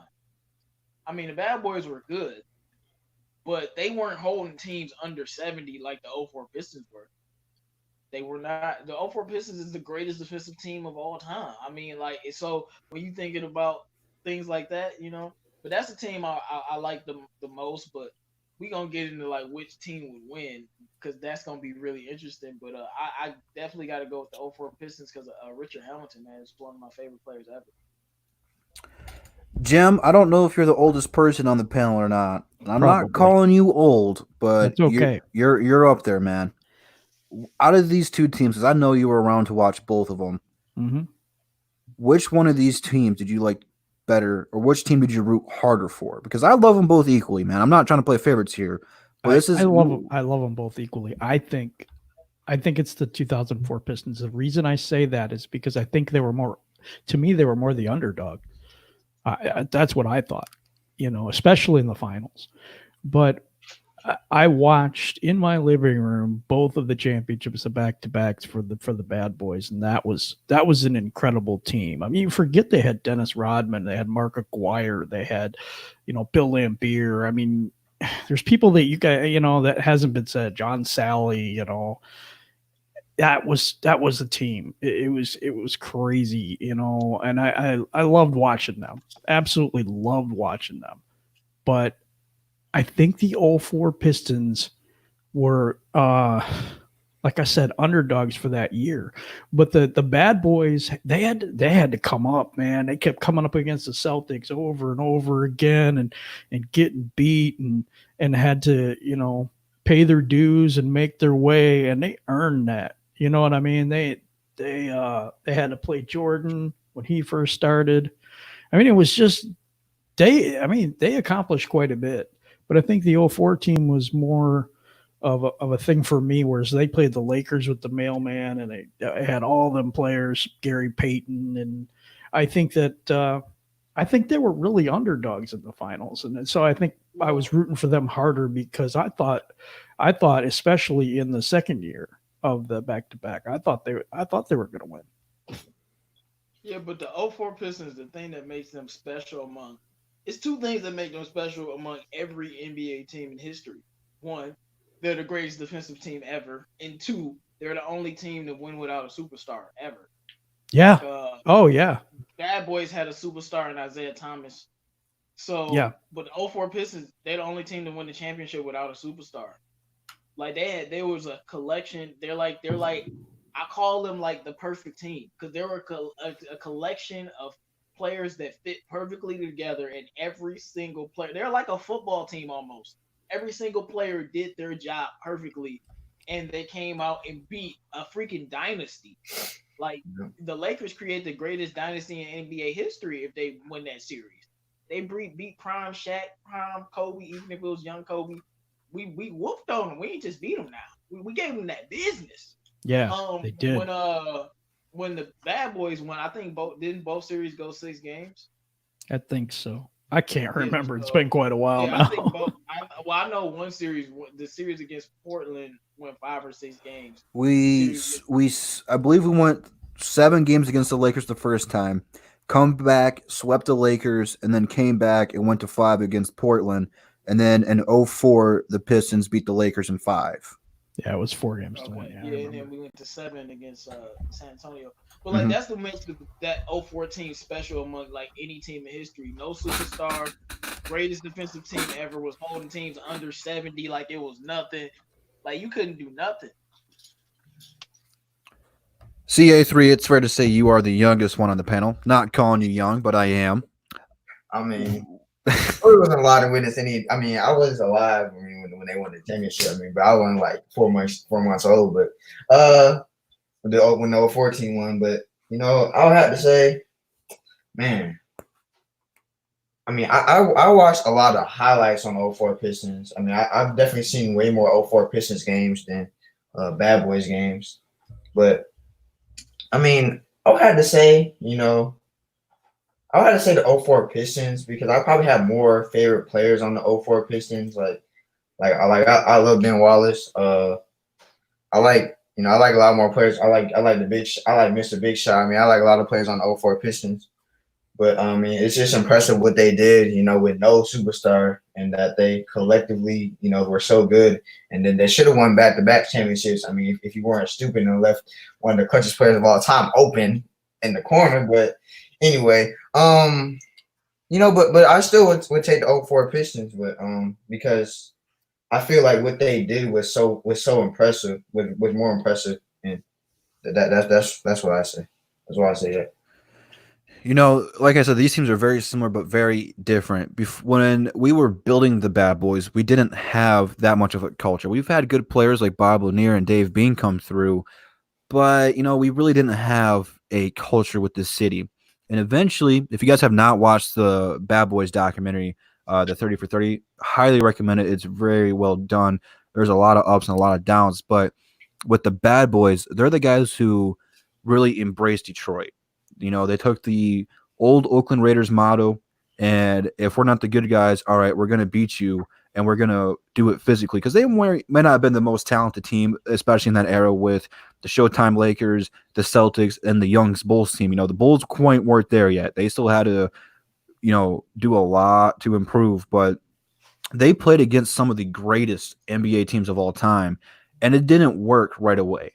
They had to trade for Mark Aguirre, and once they got that, they got another scorer. Then they were able to take off. And then the emergence of Dennis Rodman, who could guard literally 3 through 5, guard almost every position, and just came out there and hustled. They played as a unit. And people don't understand how good Isaiah Thomas is. He is like the Kyrie Irving of handles back then. This guy's handles were insane. Plus, he played defense. He was scrappy. He was not afraid to fight anybody. Joe Dumars is underrated. People nowadays just talk about Joe Dumars ruining this team. Underrated shooting guard. He does not get enough credit that he rightfully deserves. Now, the main difference between these two teams is the Bad Boys were physical. They put you on your butt, knocked you down. Probably if they played today, almost every player would be ejected from every single game because they did a lot of cheap fouls. But look at the 04 team. They were tough. They intimidated people, not by knocking them down all the time, but actually stopping their offensive game plan. Anytime you play Kobe and Shaq and hold them to 78 points and below, that is intimidation at its finest. Ben Wallace is 6'9", and I've never seen anyone guard Shaq, with the exception of Dennis Rodman, the way that he did. That team, the Pistons legit ran a full court press in 2004 every single time. They were physically dominated on defense. The only thing that they lacked, like we said earlier in the show, was that go-to scorer like the Bad Boys had. They had great scorers like Chauncey, Sheed, and Rip, but they played as a unit. They looked to get the open man. They didn't have an ego problem. They were 5 guys on the court at one time with one mind, one goal, and that was to go out there and win and play together. Both these teams are very near and dear to our hearts. But, fellas, it is time for the hardest question of them all. In a 7-game series between the Bad Boys and the going-to-work Pistons, a lot of good matchups. Who are you taking, and what would the final record be? If it's going to be 4-3, a clean sweep, let me know. People in the comments, let me know who you guys would take in a 7-game series. You guys going with the Bad Boys? You going with the going-to-work Pistons? There's no right or wrong answers. Let's see. Jim, I'm going to start with you, man. Okay. Between these two teams, who are you taking in a 7-game series? What would the outcome be? Who, what, where, why, and how? 2004 Pistons win. And I think it's this is rough for me. It really, really is. 7-game series, right? Mm-hmm. Yeah. I think they get them 4-2. You mean 3? Oh, you said 7-game series. Okay. 7-game series. 4-2. Okay. Yeah, because they don't play the rest of them once they lose. You got the 04 Pistons winning. Yep. Why is that? Better defensively, number one, as JMO pointed out. I think Sheed gets the better of Lambeer. I think Ben gets the better of Lambeer. I think Sheed gets the better of Rodman. Even though Rodman's faster, Sheed is hard to cover. I mean, that's going to be it. That would be really, really tough. Isaiah's going to get his points, but defensively, they're pretty good. Rip Hamilton, if somebody said Dumars would beat Rip Hamilton. Rip Hamilton, he would run basically the entire game and wear people out. Rip Hamilton was Steph Curry at running before Curry. Before there was Steph Curry, he was Steph Curry. You're right about that, but he would wear Reggie Miller out. You could see it. And I think he would wear. I think he wears Dumars out. I totally do. I just like I said, that's why. Hey, there's no right or wrong answers. Yes, there is. CA3. Mine's right. No, I'm just kidding.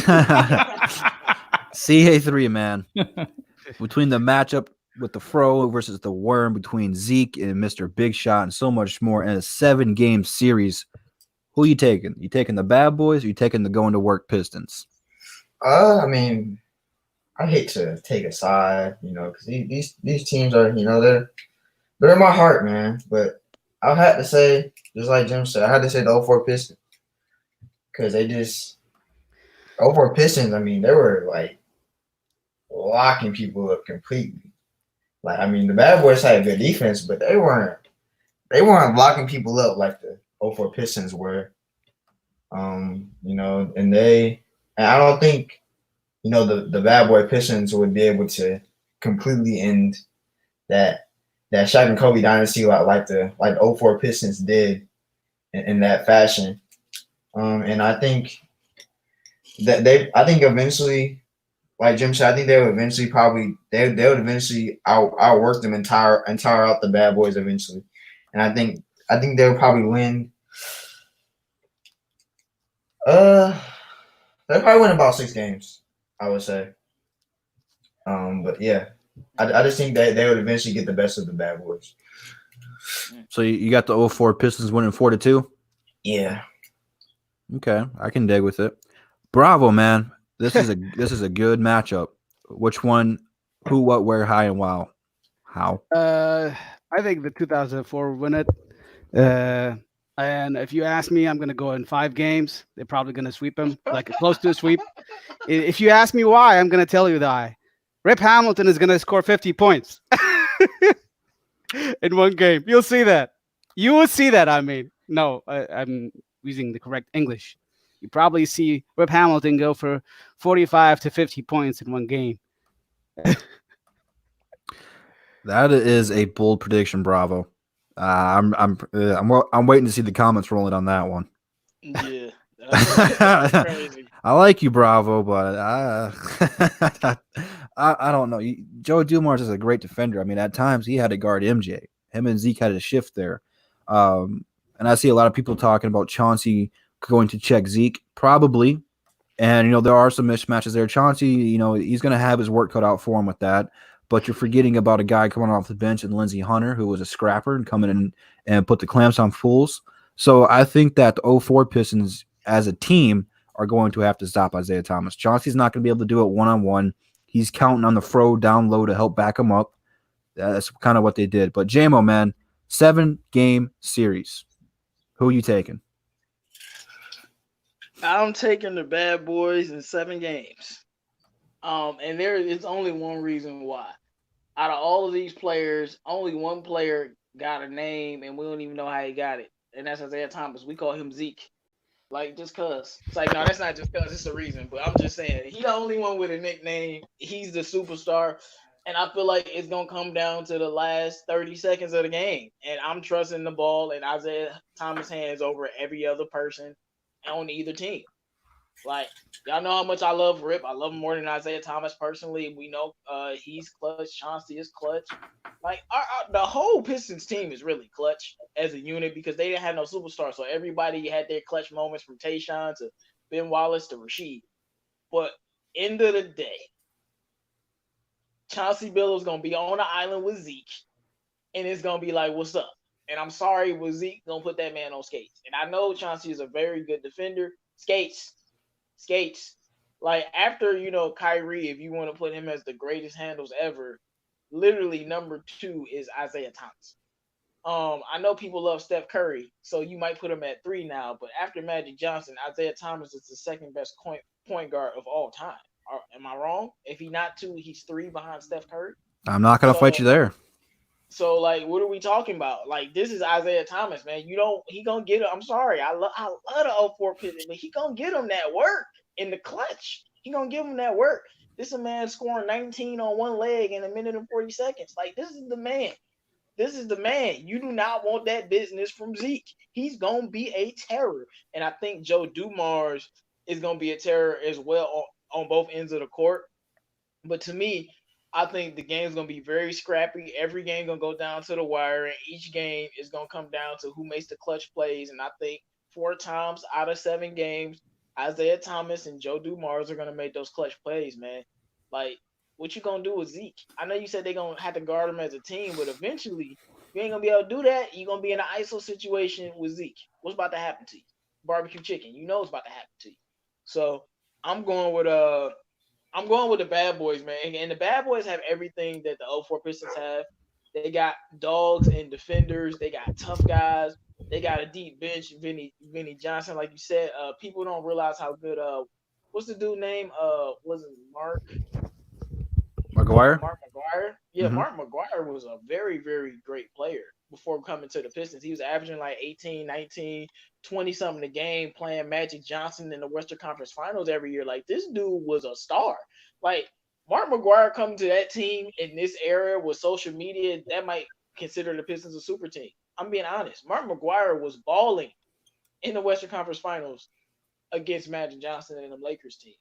So he comes here and he's on the bench because he wants Dennis Rodman to get minutes. He sacrificed that so Dennis Rodman can get minutes.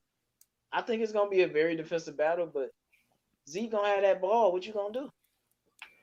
You know, this is a fancy matchup. I would love to see Big Ben and Dennis Rodman go at it in their primes. I mean, they're very similar. Big Ben, man, one of my favorite players of all time to watch. I mean, you just don't get much tougher than that. The only way you get tougher than that is to be a bad boy, and that is the 89 and 90. Bravo, Matt. You're on the show. Why are you doing that? That's all good, man. I appreciate it, man. I think that the bad boy team is deeper. Anytime you have 2 scorers like Buddha who come in, get you a quick 7, 8 points right off the rip, and then go back to the bench and rest up. Anytime you have a guy nicknamed the Microwave to come in and light it up, who, by the way, sealed the deal against the Portland Trail Blazers to secure that back-to-back championship on that buzzer beater, that 2 punch right there is a lot to deal with. And I think that they are deeper than the 04 team. I think this is how it's going to play out. And as you know, you can tell me who's going to win the matchups there. Is Chauncey's going to take Zeke. I'm giving the advantage there to Zeke. Rip's going to have to guard Joe D. And, you know, I love Rip, but I think Joe D is better. Tayshaun is going to have to guard Aguirre. That's going to be the interesting matchup because he is very tall and lengthy. I think that, you know, Mark Aguirre is going to bust him a couple times.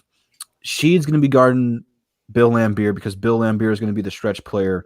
And then Big Ben is going to be guarding either Mahorn or Dennis Rodman. And outside of that, you can start talking bench. You'll bring in Lindsey Hunter, Mimic Core, Ham for the 04 Pistons, and, you know, just try to stay with it. It's really going to be on the 04 Pistons to, when they have to go to their bench, to stay with the bad boys, because the bad boys are going to have a lot more firepower than the Pistons. This is why the 04 Pistons needed to draft either Bosch, Wade, or Carmelo instead of Darko, because in this kind of matchup, it's going to hurt them. But they played as a team. Both of these guys did. I do believe it's going to 7 games because the 04 teams are just that tough mentally. If we're playing in the 80s rules where you can't play zone, and it's a lot more one-on-one, I'm giving the edge to the bad boys. If you play in 04 where you're allowed to play zone, it's still going to be a 7-game series. I was about to say, I don't think it would matter. Well, it helps the 04 team better because then Big Ben doesn't have to stay on anybody. Zone, but so can the 04. I mean, bad boy, they can play zone too. Yeah, but I'm just saying it helped the 04 team out because they wouldn't have to play one-on-one as much. You know, they can kind of have Big Ben on the island down low to help rim protect. That's what he did. You know, if it's the other way around where they can't do that, it's going to be a little bit different. I'm not saying too much, but I think the bad boys win either way because they're just deeper and they have the best player on the court in Isaiah Thomas. But I do believe it would go to 7. They'd all be closely contested games, separated by a few points. I actually don't believe they're going to be a high-scoring game. They're going to be right around the 70 to the 80 mark each and every game. I don't think in this series one team scores 100. And that's credit to both these teams' defensive mindset. It's must-see TV, man. I wish that there was a way we could go back in time and put these two teams against each other. But, man, Just look at all those guys I we just have on there, think, man. the Bad Boys, like the team is kind of it was built organically, so like they don't really label stuff as super teams. We know the Lakers was a super. If you look at the Bad Boys, you could call them a super team, man. Like they were loaded. It was a time where they got rid of Adrian Dantley to add more players. Like Mark McGuire was that dude. He had his own team and he was a baller. Isaiah, Dumars, Lambeer, Dennis Rodman, Benny Johnson. Like they had a squad. It's a reason why they won back-to-back championships. That was a loaded basketball team, but they only had one superstar in Isaiah Thomas. The only short, by basketball standards at least, 6'1" point guard. The only smart guard to win a championship and the MVP. So And guard Magic. right. Isaiah Thomas is the reason we believe in Kyrie's and Chris Paul's and Steph Curry's and even guys like Kyle Lowry and Chauncey Billups. He's the reason that they even have an archetype. Besides, his handles and being a small guard, man, I just think he's gonna be a problem. I don't know what they're gonna do with him. Like, I'm just being honest. That's why I wrote the bad boy. I don't know what y'all gonna do with him. Y'all gonna double team him? You're gonna have leave, to. But then you leaving Lambeer wide open for a nice little jumper all day, money. That's what he do. And then you leaving Joe Dumars open. Like, it's just not good. You can't double team Zeke. Y'all definitely gonna lose. See, I think It's the just 04 bad. Pistons mindset would be let Isaiah Thomas go get his and shut everybody else down. That's the only way they'd be able to win. But they can't do that. We gotta remember Zeke can pass that thing too, so he's a playmaker. So if they did that, then Zeke would start passing more. That's what makes him so good. I mean, you can't really do that. I mean, they kind of did that with Kobe, but you can't really do that. It's kind of different doing that with Zeke, though. Because Zeke's going to pass the ball. No offense to Kobe, though. Well, they did that against LeBron. They locked everybody else down, let LeBron go do it. And LeBron was too passive at first. And that one, they just put it on NBA TV the other day, and I'm sick and tired of watching it because LeBron went insane and he couldn't miss. And I think I watched that game. I still watch that game. I'm sorry.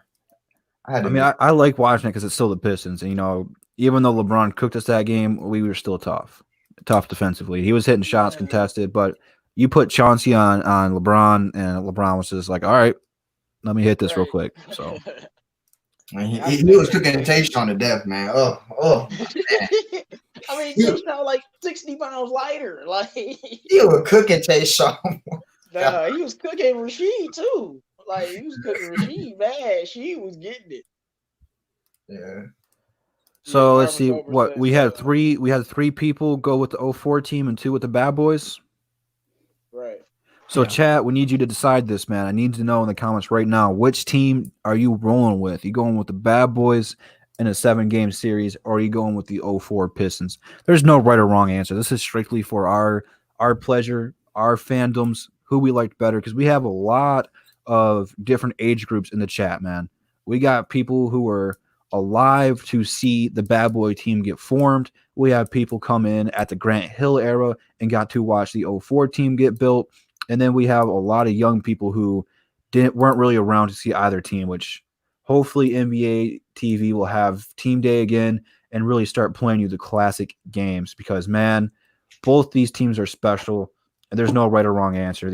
If I could, I would say it would be a tie, but you can't do that. That's not how life works. But I'm seeing a lot of Bad Boy chants, man. I need to get me a Bad Boy shirt, man. I need to start rocking that again because that whole mindset is what made that 04 team special. They were the Bad Boys 2.0 and really embodied that. And after that team really got disassembled, once Chauncey left, once Big Ben left, we really haven't established that Bad Boy mentality yet. And I think that's, we talked about what do the Pistons need to do right now to get back into the playoffs, and that's embody that Bad Boy nature. The 04 team didn't do a whole lot of cheap shots, but they didn't back down from anybody. They embraced the underdog era. What's one thing both those teams have in common? They both got a point guard. That's all I'm saying. Mm-hmm.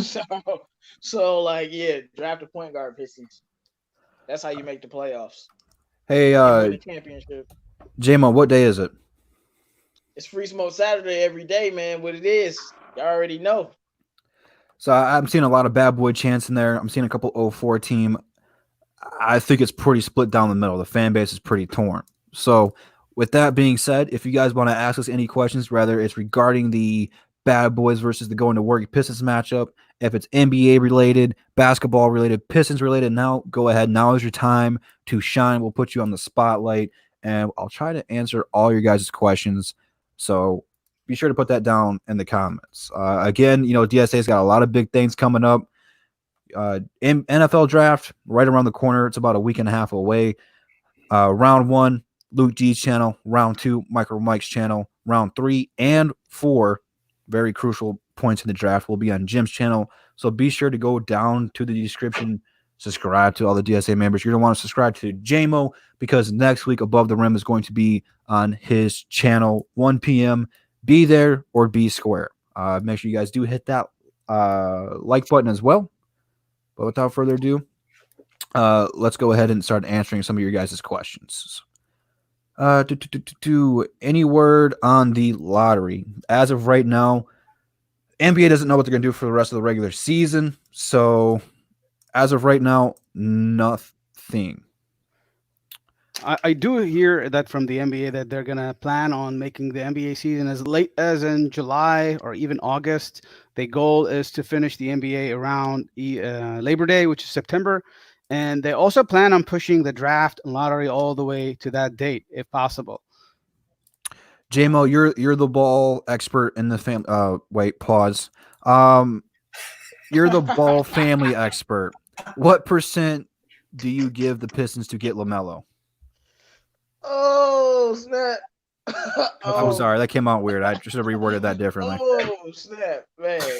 Pause. I think that's a pause for real. I would say it's like a 20% chance. So we got a 1 in 5 chance of getting him because the actual lottery chances for us is 11%. But if I'm just saying off of what I think is gonna happen, then we got a 1 in 5 shot at getting LaMelo like some other teams. But we need him. And if we can't get him, Killian Hayes, we need one of these two players because either one would change our franchise. Give me Edwards. I don't mind Edward either. I don't think he's falling past 1 though. That's impossible. Unless you get lucky. I feel like we're gonna hit second. We're gonna be the second team, and the first one is gonna be the Golden State Warriors or maybe the Cavs. They're gonna go with whoever, and we're gonna pick up the second one. I like your optimism. Keep that. We're gonna need that. Especially when we end up with the 7th pick or something stupid like that. Marvin Tolbert says, question for the panel: Wiseman is better than Drummond. True or false? We're gonna go with UCA3. What do you think about that? I mean, if we're talking about talent wise, true, but I really don't know how his game is going to translate to NBA. So it's kind of a hard question to ask at this point. But he definitely could be better than Drummond easily.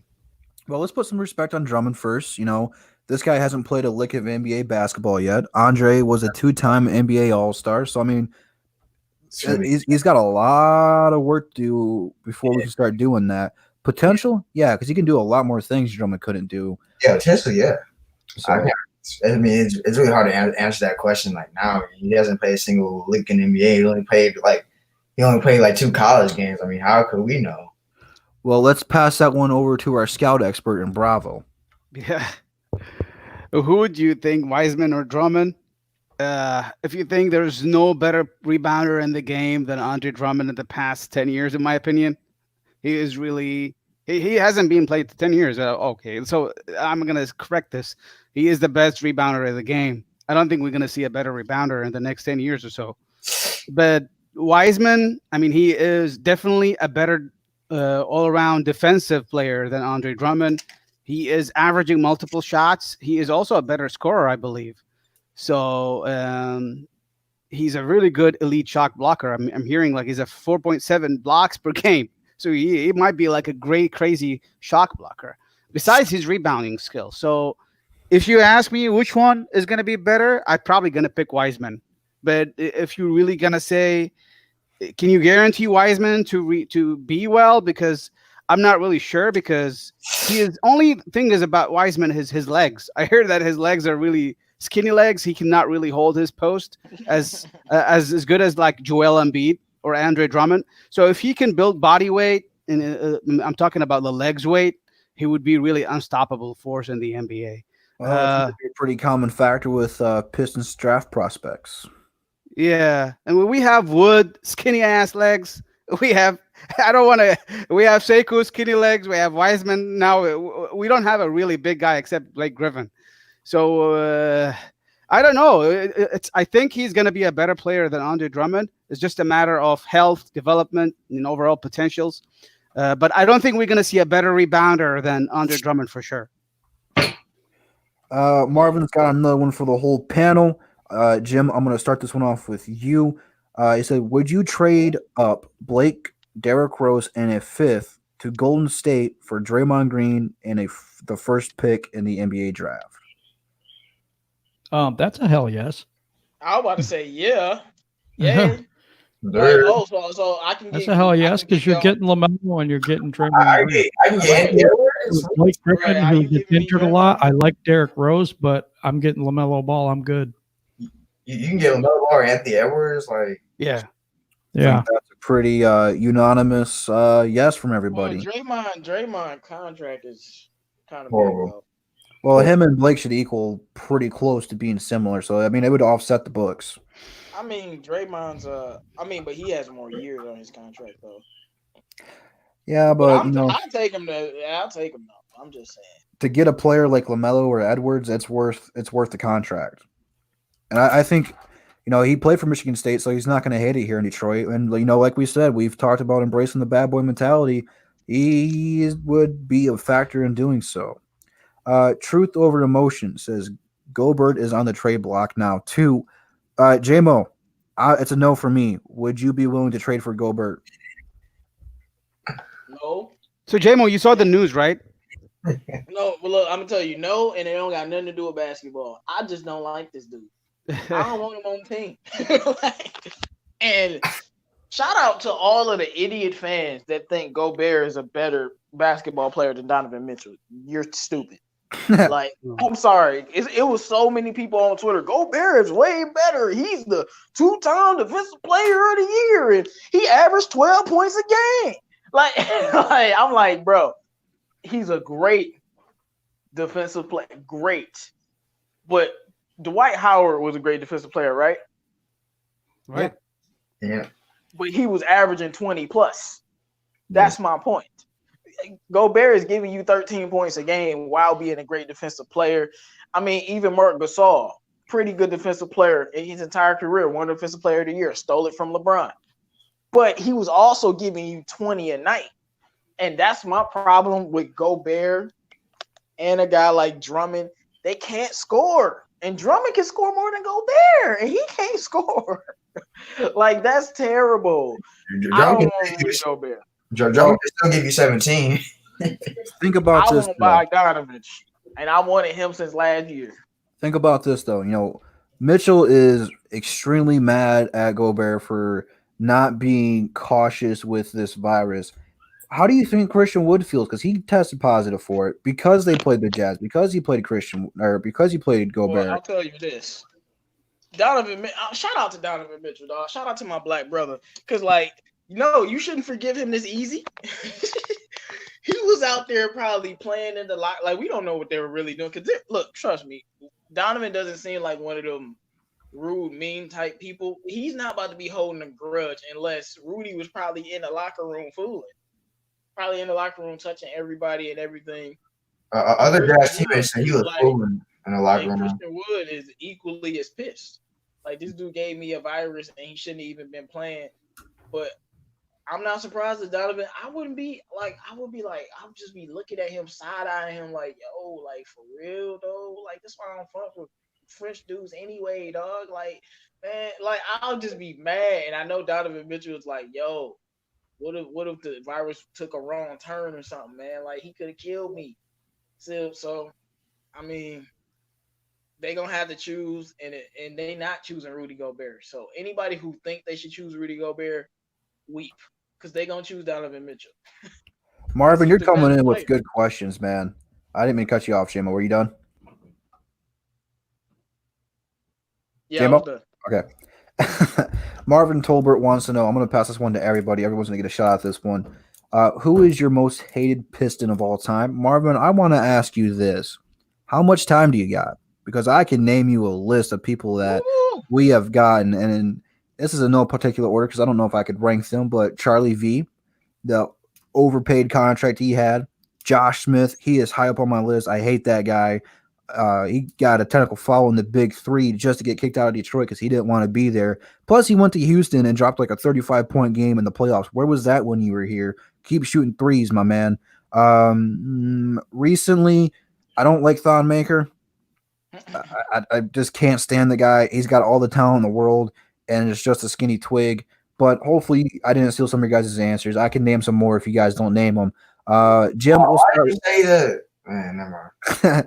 Jim, I'm going to start with you, man. Who is your most hated Piston of all time? I hate this because I got it. This is a tough question for me. And in that same year, when we had, it was Ben Gordon. See, I didn't same hate year. That same year we had Charlie V, we had with Ben you. Gordon. You know, it's like it was both of them combined for me in a way because it was just like we went out and got people and we thought, oh, we're going to do really good. They both just sucked to me. I mean, that's the way I feel about it. I think it ruined quite a few seasons for us. Marvin wants our number one from all time. Marvin, I'll give you my number one of all time, and I don't think you guys are going to let me for it, but I want everyone else to go first. So, Jim, you went with Ben Gordon. I didn't hate Ben Gordon because at least he produced somewhat. He wasn't always consistent, but he produced more than Charlie V. I'll just say that. But I see why you hate him. He was out there producing. But Charlie V did. He produced too, though. He sucks. Like he wasn't giving you star numbers, but he was giving you 14, man. Like he was giving you numbers. He's not for that contract. Hey, you guys agree? But both of them, I think, underperformed. That's what I'm saying. They both performed highway robbery and got away with it. Yeah, exactly. And I think it hurt us for a while, actually. Yeah, we ended up getting Josh Smith after they both expired. Not bad. CA3, man. Who is your most hated Piston of all time?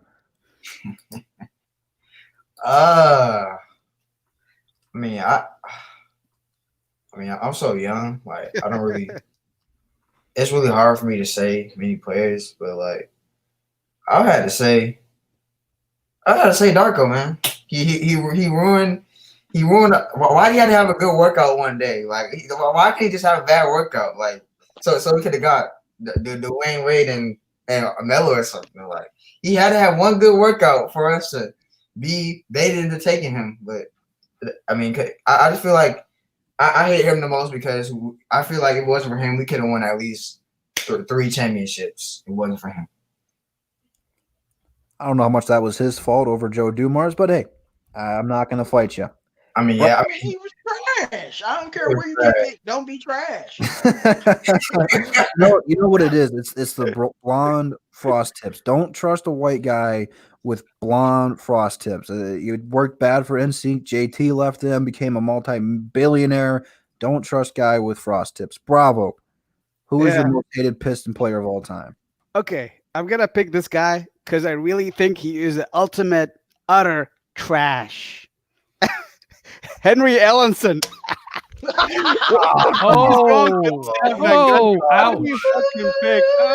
Ellenson, man. I hate him so much. He's out of the NBA right now completely. He's not even a player. I mean, talk about John Lure. Loser. Dang it, man. You took my pick. There you go. But I'm going to go with Henry Can we Ellenson. talk about the front office we hated most? I don't know. We'll do that next. We can do that next. I'm going to go with Henry Ellenson, in my opinion, because this guy is ultimate trash. We wasted a complete pick on him. He is out of the NBA. I mean, I don't know what he's doing right now. He's playing in the New York Knicks G League team, but he's not even playing full time at all. So what a waste of a pick. What a waste of a draft. I mean, so disappointed with Henry Ellenson. Yeah. JMO, man. We got so many more players to pick from. Bravo stole your pick.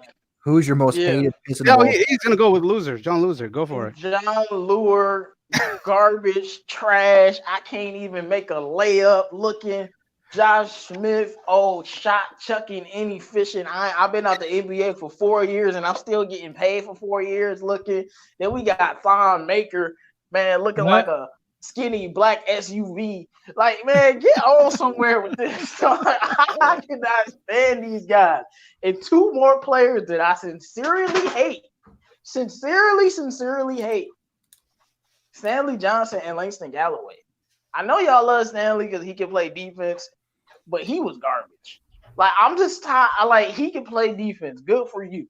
But you was trash, boy.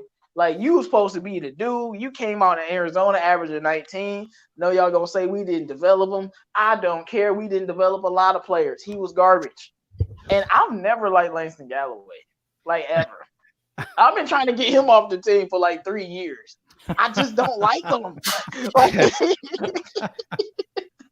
it's just something about Langston Galloway I just don't like.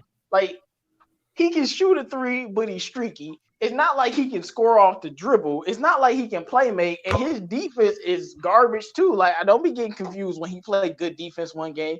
He's not a consistent defender. I can't stand Langston Galloway. What about and I hope his he's shoes, not on though, the Jimbo? team next year. I don't care about them stupid ass shoes, dog. He is garbage, bro. I cannot stand Langston Galloway, bro. Like, and Josh Smith, man. Oh, I hate them players. I'm gonna go with my most hated Piston player. No one said it in the chat. None of you said it on here, and it's for a completely different reason. I don't have anything against this player. This guy is he's one of my most favorite players to watch. But trading for Allen Iverson, I knew it. oh my God, it did not work out. Him and Larry Brown butted heads, and he wanted to be the guy. Larry Brown wasn't even here when we traded for him, was he? It was Flip Saunders, wasn't it?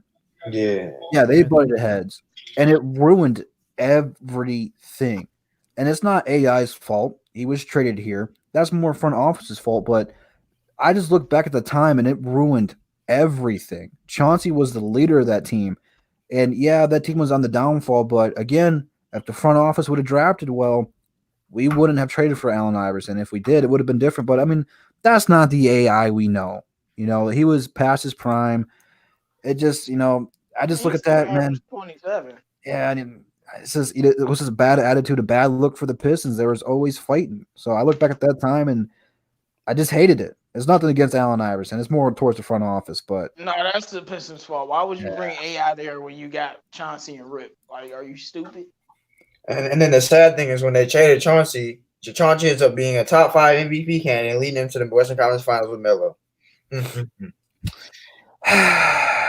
right. Marvin's got another tough one for us. I don't think it's tough. I think it's pretty unanimous for most of us here. He wants to know who is the worst Pistons coach of all time. Stan Van Gundy. Is everyone all in favor of that one? Because that's my answer. Stan Van Gundy was what I was thinking. Yeah. Bravo, do you got anything else? I think I'm gonna go with John Custer. He's the worst coach ever who we had in that time. He's just a terrible, ultimate trash, man. Mo Cheeks wasn't great either. Well, no, Mo didn't get a fair opportunity. They let go of Josh Smith, and they went on a 7-game win streak. It wouldn't, J-Mo, I am surprised you didn't say one person, though, because he's your least favorite coach in the league right now. Wait, I didn't know he was a coach for us. He coached us when we had Grant Hill. Who? No. He's not that bad. Alvin Gentry. He's all right. He was our coach when we had Grant Hill. He's all right. I'm surprised you didn't I thought say you was about the coach I hate the most is Luke Walton. No. He hasn't had the opportunity to come. I hate that coach. I'm about to say Luke Walton didn't coach back then. Yeah, I Gentry more. He's all right. He ain't that good, but he okay. But I think we're pretty unanimous with the SVG pick. But we've been on for almost 2 hours, fellas. This was a great show. If you guys have not gone back to rewatch everything, we had a lot of topics to talk about, and we're going to have so much more to talk about next week because we'll be reviewing the horse challenge.